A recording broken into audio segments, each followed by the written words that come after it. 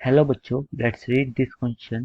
Temperature dependence of resistivity rho of semiconductor insulators and metals is significantly based on the following factor. And हमें ये चार options दे रखे हैं।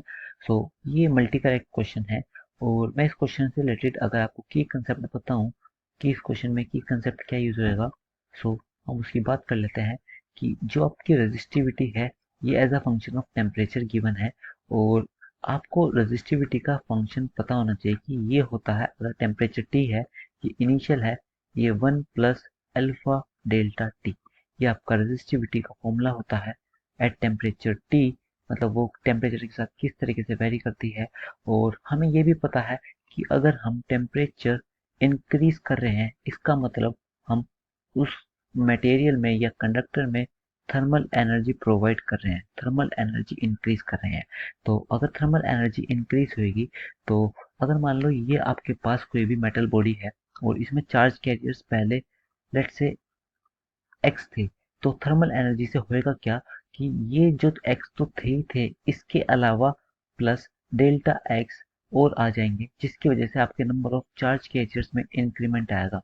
Number of charge carriers increases as temperature increases. So हमारा जो A option है, number of charge carriers can change with temperature T, yes ये हमारा सही ऑप्शन हो जाएगा। And time interval between two successive collision which depends on T, yes ये भी एक तरह से आपकी ट्रू स्टेटमेंट है।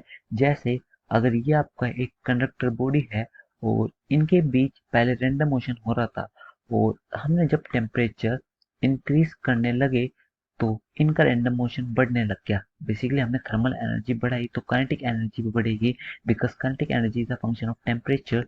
सो काइनेटिक एनर्जी बढ़ेगी तो इनके बीच सक्सेसिव कोलिजन की प्रोबेबिलिटी ज़्यादा हो जाएगी। इस वजह से इनका जो टाइम इंटरवल है जिससे वो सक्सेसिव कोलिजन कर रहे हैं वो भी टेम्परेचर पर डिपेंड करता है। सो यस, जो इसका बी ऑप्शन है ये भी सही हो जाएगा।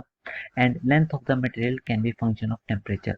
Length of the material can be function of temperature हो सकती है, प्रोवाइडेड उसकी सफिशिएंट लेंथ हो। अगर मटेरियल की लेंथ काफ़ी छोटी होगी तो वो इतना ज़्यादा डिपेंडेंसी नहीं शो करेगा, बट वो हो सकती है। तो कैन भी लिखा है, so yes it can be possible, तो सी भी सही है। But mass of carriers is a function of temperature, this is not correct, because mass तो आपका एक कांस्टेंट वैल्यू होती है, मास किसी टेम्परेचर पर डिपेंड नहीं करती।